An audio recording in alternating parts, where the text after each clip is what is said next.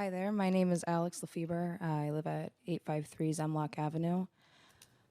I speak to you now as a transplant. I'm originally from Stockbridge, across the pond, and I grew up around a lot of people in Brothertown and Chilton and Sheboygan and Kiel.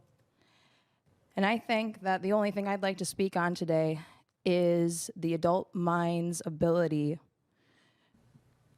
to con itself into a perception that it is more mature than it really is.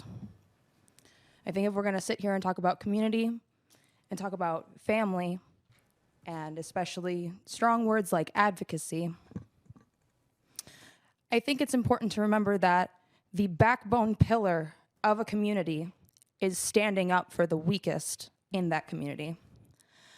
I don't think that trying to make Neenah a drinking destination is helping the part of our community that is struggling with the disease of addiction.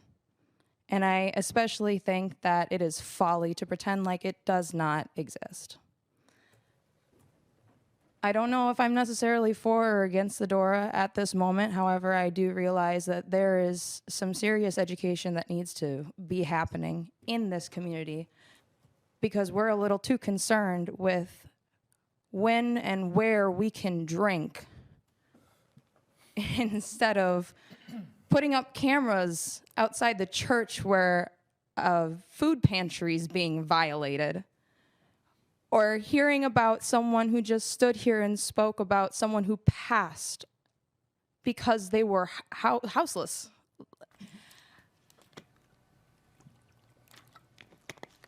I have seen in places like Brothertown and my time in San Jacinto, California, where I regularly visited Skid Row and got to speak with addicts daily.